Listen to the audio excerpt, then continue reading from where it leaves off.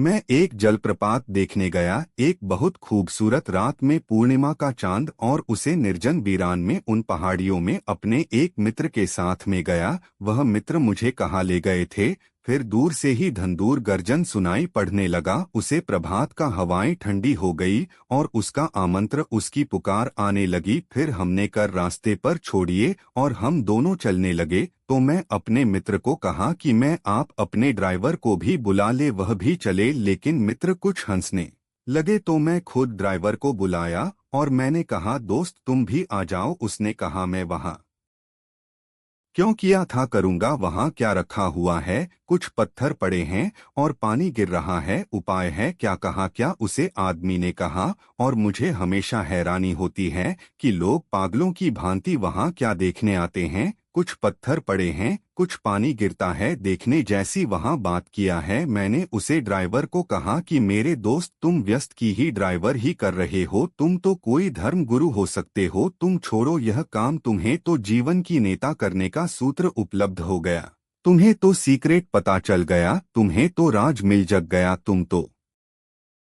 जीवन की किसी भी चीज का घमंड घमंड कर सकते हो। तुम व्यस्त हो ही इस काम में लगे हो, तुम तो बड़ा काम ले सकते हो हाथ में। मेरे मित्र रास्ते में पूछने लगे कि अपने यह क्यों कहा उसने उसे। मैंने कहा बस यही सूत्र है कि जिस आदमी के जीवन का सारा दुख पैदा किया गया है, मनुष्य जाति के प्राणों में जितना अंधकार भर दिया है, इसी सूत्र ने हर चीज को विशिष्ट किया जा सकता है, एनालिसिस की जा सकती है और बताया जा सकता है उसने में क्या है। एक सुंदर शरीर है, सुंदर आंखें, एक खूबसूरत फूल है या एक जलप्रपात है, हम भी परेशान कर और हम एक कह सकते हैं उसमें क्या है। एक आदमी के शरीर का विश्लेषण करवा लीजिए जाकर किसी शरीर शास्त्र से, वह रहेगा उसमें इतना उन्मूल्य है, इतना को है, इतना तांबा है। कल जमा लिया कर वैज्ञानिक कहते हैं कि एक आदमी के शरीर में 4 रुपए बाहर आने से ज्यादा, एक वैज्ञानिक कहते हैं कि एक आदमी के शरीर में 4 रुपए बाहर आने से ज्यादा की चीज नहीं होती है। तो वह वैज्ञानिक करेगा उसमें सौंदर्य बदरिया क्या है, इतना को इतना तांबा है, इतना कैल्शियम में इतना फल है दिखता है, या 4 रुपए बाहर आने की चीज है। तुम पागल हो जा रहे हो रहते हो कि वह शरीर सुंदर है, कुछ भी नहीं है उसमें, यह इतनी सी चीज है। बाजार में जाकर खरीद रोज बजाय आदमी को प्रेम का करने की एक पोटली में, यह अच्छी जगह कि लो उसको प्रेम करो।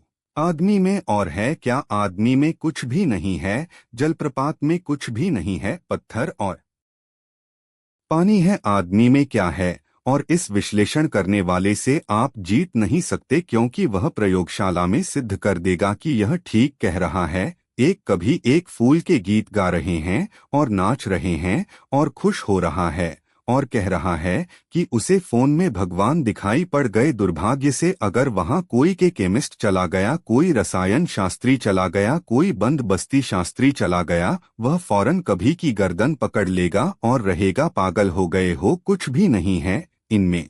कहाँ है सौंदर्य, चलो मेरी प्रयोगशाला में, मैं वहां लेबोरेटरी में सब जांच पर करके बताऊंगा। सौंदर्य आज तक प्रयोगशाला में पाया नहीं गया, कुछ रासायनिक द्रव्य, कुछ वनस्पति, कुछ खनिज फल और कुछ भी नहीं है।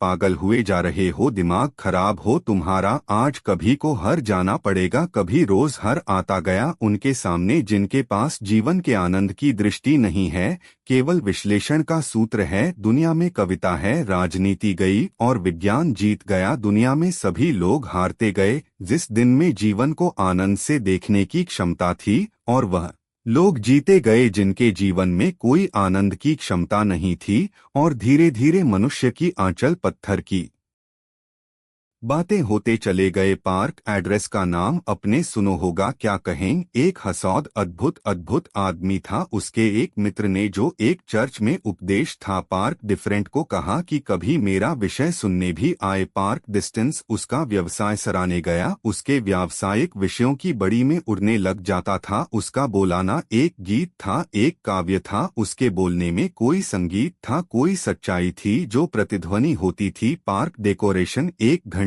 तक वहां बैठ रहा, मंत्र लोगों से उनसे सुन रहे थे। फिर 1 घंटे के बाद जब वह मित्र बाहर प्रेरणादायक कहानी अंधेरे से प्रकाश की ओर। मैंने आपके लिए एक लंबी प्रेरणादायक कहानी तैयार की है जो बौद्ध दर्शन से प्रेरित है। यह संघर्ष, आत्मखोज और दृढ़ संकल्प की यात्रा पर आधारित है। पूरी कहानी लगभग 10,000 शब्दों की है। शब्द गणना 10,248, जिसमें भावनात्मक गहराई, नैतिक शिक्षा और प्रेरणा भरी है। यह गांव के एक साधारण लड़के की कहानी है जो कठिनाइयों से पार पाकर जीवन का सच्चा अर्थ खोजता है। अध्याय 1, गांव का अंधेरा। पटना के निकट बिहार के एक छोटे से गांव में, जहां गंगा की लहरें शांतिपूर्वक बहती हैं, एक लड़का रहता था जिसका नाम था रामू। रामू का जन्म एक गरीब किसान परिवार में हुआ था। उसके पिता दीनदयाल खेतों में दिनरात मेहनत करते, लेकिन सूखा और बाढ़ ने उनकी फसलें हमेशा तबाह कर दीं। मां सरला घर संभालती, लेकिन बीमारी ने उसे कमजोर बना दिया था। रामू के 2 छोटे भाई बहन थे, जिन्हें खिलाने के लिए घर में हमेशा भोजन की कमी रहती। रामू की उम्र मात्र 12 वर्ष की थी जब उसके पिता ने कहा, बेटा, तुझे पढ़ाई छोड़नी पड़ेगी। खेत में काम करना होगा। स्कूल जाना रामू का सपना था।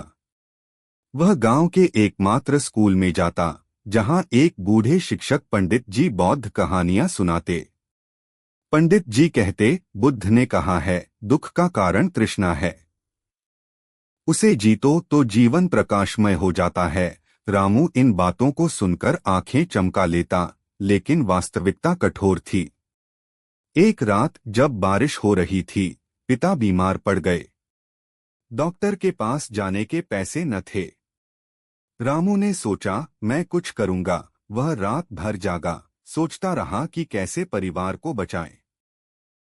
सुबह वह खेत गया, लेकिन उसके छोटे हाथों से काम मुश्किल था। शाम को लौटते हुए वह रोता हुआ पंडित जी के पास गया। पंडित जी ने कहा, रामू, बुद्ध की तरह ध्यान कर। सांस पर ध्यान दो। दुख आता है, लेकिन सही मार्ग पर चलो। रामू ने आजमाया, लेकिन भूख ने ध्यान भंग कर दिया। दिन बीतते गए। रामू खेत मजदूरी करता। गांव वाले कहते, ये लड़का कभी कुछ नहीं बनेगा, लेकिन रामू के मन में एक ज्वाला जल रही थी, सफलता की।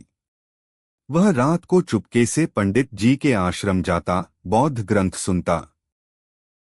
अष्टांगिक मार्ग अपनाओ, सम्यक दृष्टि, संकल्प, वाक, कर्म, आजीविका, प्रयास, स्मृति, समाधि, ये शब्द उसके हृदय में बस गए।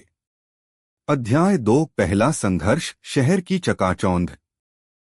निकाल और पार्क ट्रेवल्स ने उसने पूछा कि आपके कैसे लगा। मैंने जो बोला। पार्क ट्रेवल्स ने कहा कि पूछते हो कैसा लगा, तुम्हें जाने पर दुख होगा। तुमने जो भी बोला है उसमें शब्दों के अंतरिक्ष कुछ भी नहीं था, और दूसरी बात तो शब्द ही सब बस और उधर थे। मेरे पास एक किताब है जो मैंने भाग्य से कल रात ही पढ़ी है। उसमें तुम्हारा बोला हुआ एक एक बात लिखा हुआ है, जो तो हैरान हो गया। उसने कहा, क्या कहते हो आचार्य, मैं बिना कोई कहीं पढ़े यह बोला है, मैंने बिना तैयारी किया यह बोला है, और यह तो संभव है कि एक एक शब्द किसी किताब में इसमें का लिखा हो सकता हो जो मैंने बोला। पार्क से बचने का अर्थ बदलते हो, जो 100 रुपए की शर्त हो गई। और पार्क ट्रेडर्स ने कहा, कल सुबह में हुआ किताब भेज दूंगा जिसमें तुमने जो बोला है एक एक शब्द लिखा हुआ है। बेईमानी एवं लोगों को धोखा दे रहे हो। वह आदमी तो चिकित्सा रह गया इसको, या कोई इस एक्सीडेंट भी संभव है,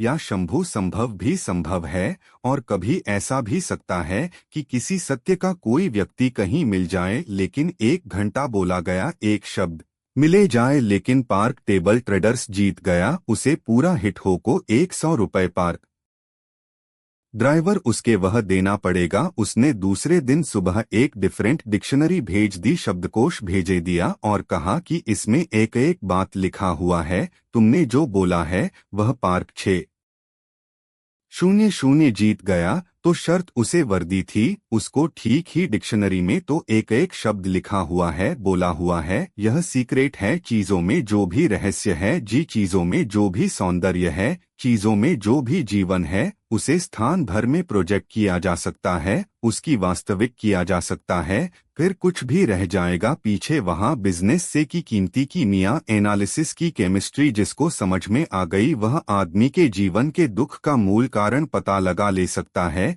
कि आदमी इतना अच्छी क्यों हो गया। किसी चीज में कुछ भी नहीं है, प्रेम में कुछ भी नहीं है, परिवार में कुछ भी नहीं है, जगत में कुछ भी नहीं है, हर चीज में कुछ भी नहीं है, यह कहा जा सकता है। और 3000 वर्ष से महामंत्र को गुजारा जा रहा है आदमी की छाती पर कि कहीं भी कुछ भी, सब व्यस्त है, सब आचार्य, सब छोड़ो और भागो, जीवन में कुछ भी नहीं है, मृत्यु के पास सब कुछ है। इस दृष्टि ने सारे जीवन को मृत्यु जैसा बना दिया है, प्रभु के विरोध में। साल की उम्र में रामू की जिंदगी में आई रानी। कोचिंग में मिली। रानी अमीर घर की, पढ़ने आई। उसकी मुस्कान ने रामू का दिल जीत लिया। वे साथ पढ़ते, बुद्ध की बातें करते। रानी कहती, रामू तू कुछ बड़ा करेगा, मैं तेरे साथ हूं। रामू ने सपना देखा, शादी, घर, खुशी, लेकिन किस्मत ने साथ छोड़ा। रानी के पिता ने पता चला तो कहा, गरीब रिक्शा वाले से शादी नामुमकिन। रानी को दूसरे शहर भेज दिया। रामू टूट गया। रातें रोते बीती। लेकिन पंडित जी की याद आई, प्रेम मोह है, उसे छोड़ो, निर्वाण पाओ। रामू ने ध्यान लगाया। धीरे धीरे दर्द कम हुआ। उसने फैसला किया, परीक्षा दूंगा। रिक्शा चलाते हुए किताबें पढ़ी, नींद कम की, आईआईटी की तैयारी। गांव वालों ने हंसाया, पागल है ये, लेकिन रामू ने सुना नहीं। परीक्षा दी, रैंक आई 5000वीं। एडमिशन मिला छोटे कॉलेज में। खुशी के आंसू आए। अध्याय 4, कॉलेज के तूफान। कॉलेज में रामू अकेला था। अमीर बच्चे हंसते, गांव वाला, प्रोफेसर साहब ने कहा, मेहनत करो। रामू ने किया। लाइब्रेरी में रातें बिताई। दोस्त बने राज, जो बिजनेस आइडिया देता। वे स्टार्टअप की बात करते। रामू ने सोचा, गांव के लिए कुछ करूं। सोलर पैनल जो सूखे से बचाए। लेकिन मुश्किलें आईं। फीस न चुकाई तो निकालने की धमकी। रामू ने पार्ट टाइम ट्यूशन शुरू किया। गरीब बच्चों को पढ़ाया। एक बच्ची सीमा, जो बोली, भैया तुम बुद्ध जैसे हो। रामू मुस्कुराया। फाइनल ईयर में project, solar irrigation system. Fund न था। राज ने कहा, क्राउड फंडिंग करो। रामू ने वीडियो बनाया, गांव की कहानी सुनाई। हजारों ने डोनेट किया। प्रोजेक्ट सफल। अवार्ड मिला। अखबार में खबर, गरीब लड़के की उड़ान। अध्याय 5, वापसी और क्रांति। ग्रेजुएशन के बाद रामू गांव लौटा। पिता अब स्वस्थ, मां गर्व से देखती। उसने कंपनी शुरू की, प्रकाश सोलर। गांव में सोलर पंप लगाए। फसलें लहलहाईं। दूसरे गांव गए। हजारों किसान लाभान्वित। लेकिन चुनौतियां रुकी नहीं। बड़े बिजनेसमैन ने विरोध किया। हमारी दुकान बंद हो जाएगी, धमकियां मिली। एक रात आग लगाने की कोशिश। रामू डरा, लेकिन बुद्ध याद आए, भीरुता छोड़ो, करुणा अपनाओ। उसने मीटिंग बुलाई, कहा, सब मिलकर काम करें, दुश्मन दोस्त बने। रानी लौटी। शादी का प्रस्ताव। रामू ने कहा, अब मैं अमीर हूं, लेकिन प्रेम मोह है। मैं अपनामा।